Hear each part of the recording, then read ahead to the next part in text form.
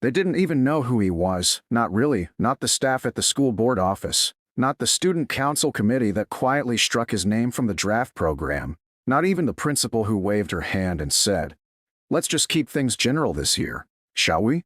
As if some lives didn't deserve to be named. But they should have known. Because 400 miles away, in a VA nursing home shaded by sycamores and silence, a man with sunken eyes and calloused hands lay still beneath a folded quilt stitched by strangers. His name was Staff Sergeant Luis Vasquez. They called him Lou back when men still wrote letters by hand and folded up maps before jumping from planes. He hadn't spoken much in the last few years, not since the stroke dimmed his voice, but he never let go of the one thing the nurses kept trying to move, the sealed shadow box on the shelf above his bed. It was nailed shut, not locked, and no one knew why. Probably full of old pins and cigarette packs, one nurse said, smirking, tugging the curtain closed after checking his chart. She didn't see his eyes flick toward the box. She didn't ask. No one ever did. Not until the day he didn't wake up. That afternoon, his daughter Emma arrived with a single white envelope in her coat pocket and a look on her face that made the orderly step back without a word. She opened the box.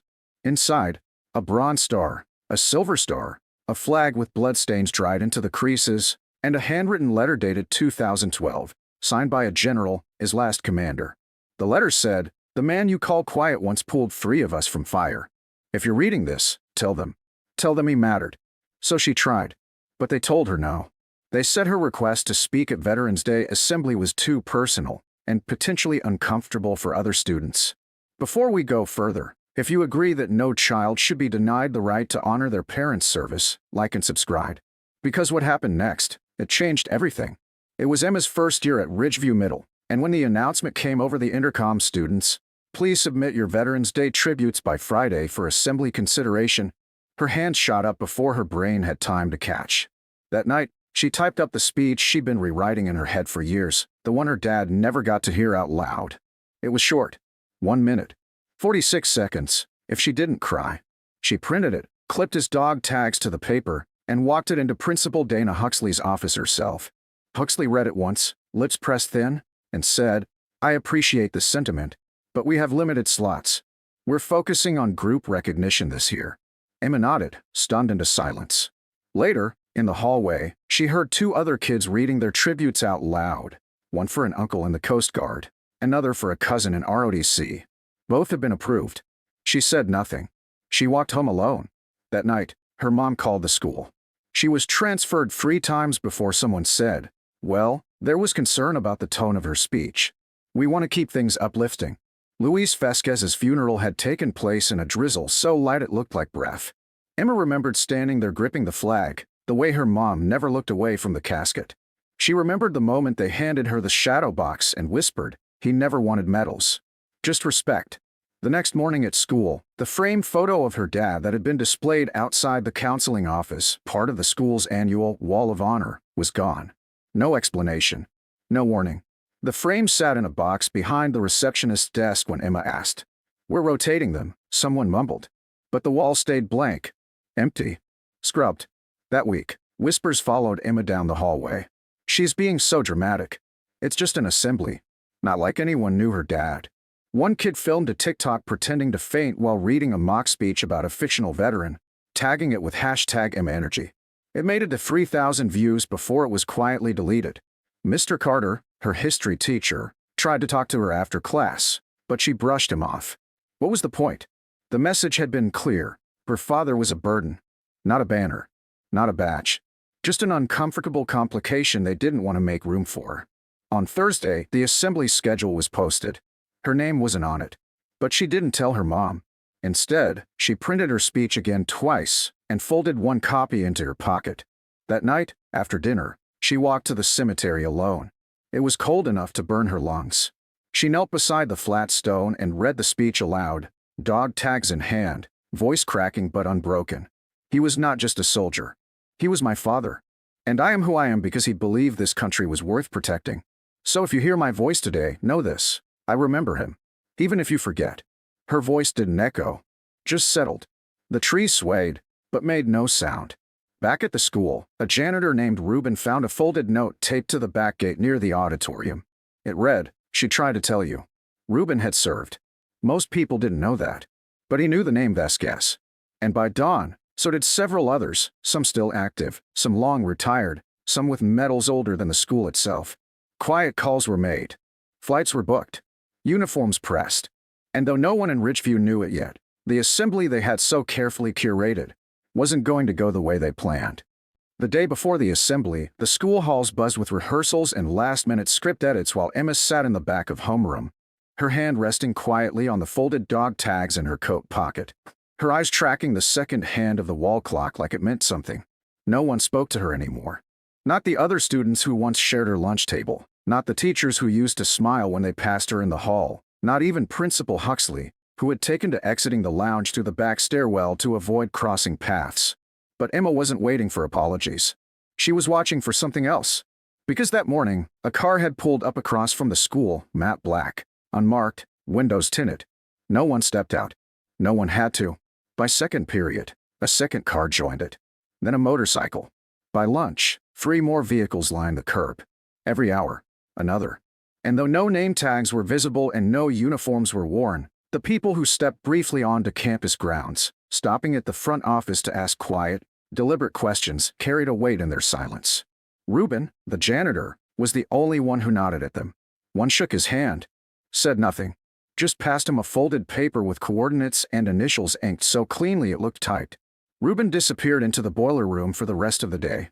Emma noticed the teachers had begun speaking in half-hushed tones, unsure whether to acknowledge the odd, lingering presence outside the windows. A few murmured about security, others about protesters, but none dared approach. By 3:10 p.m., a new notice was posted in the faculty lounge. Only pre-approved tributes may be presented at assembly. No last-minute changes will be permitted. All external visitors must sign into the front office. But the front office staff, distracted by the growing tension, didn't notice the man who entered at 4:07 p.m. He walked with a slow, even gait, silver at the temples, sleeves rolled up just enough to reveal a tattoo most men kept hidden. He carried nothing but a thin case and a quiet gravity that made the receptionist rise instinctively without knowing why. "May I help you?" she asked, trying to keep her voice from trembling. He didn't answer.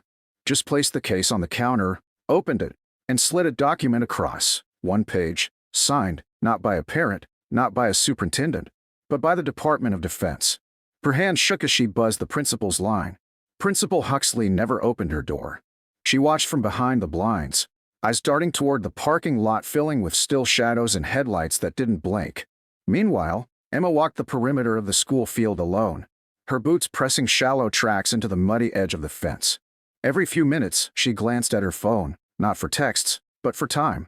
And when 5:15 struck, she reached into her jacket and pulled out the second copy of her speech.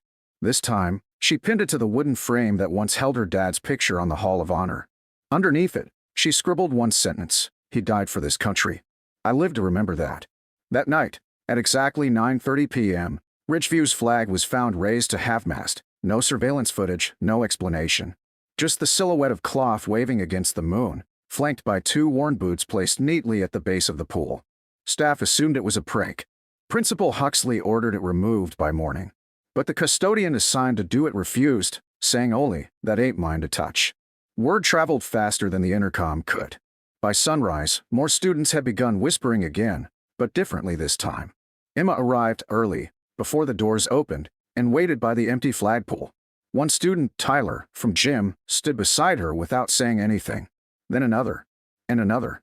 By 8 a.m., a quiet line had formed, each one holding a paper folded in half. No one spoke. They just stood. At 8:13, the first of the men from the vehicles stepped onto school grounds, not in uniform, but in presence. One by one, they filed in. Some wore service pins on jackets. One held a folded triangle of stars and stripes beneath his arm. Another carried a photo of Vasquez in his younger years, standing beside a Humvee, laughing in desert heat. Principal Huxley tried to intervene. She raised her voice at the gate, demanded IDs, demanded appointments, but no one responded. They didn't yell. They didn't argue. They just walked past her. Slowly. Purposefully.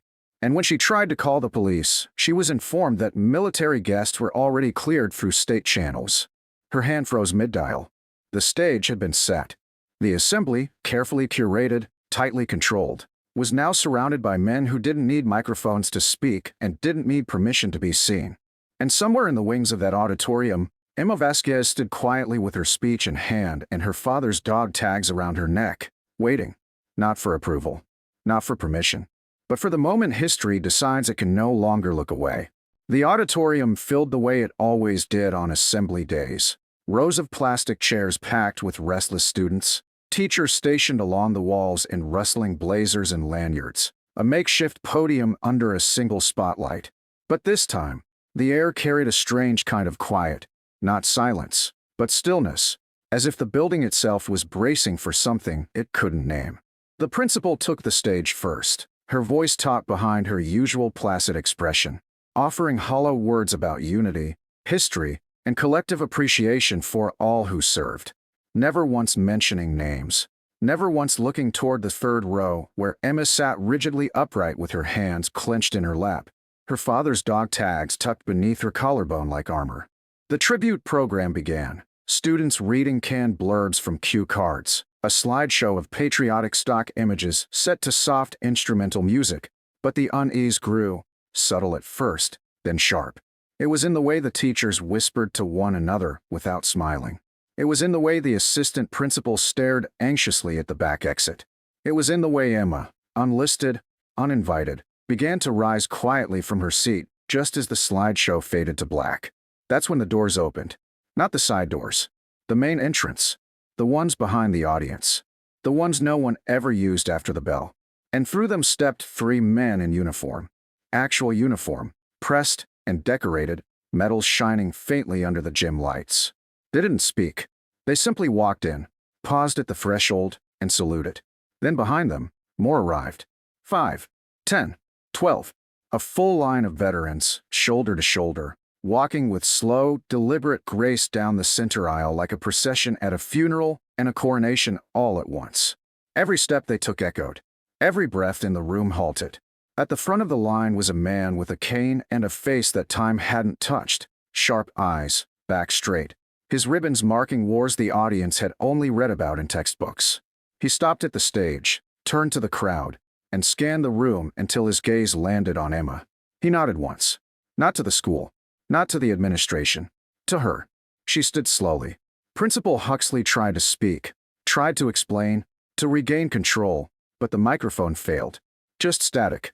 The auditorium remained still. The man on stage reached into his jacket and unfolded a letter, the same one Emma had found in her father's shadow box. His voice, when it came, was deep and clear, seasoned by command but softened by memory.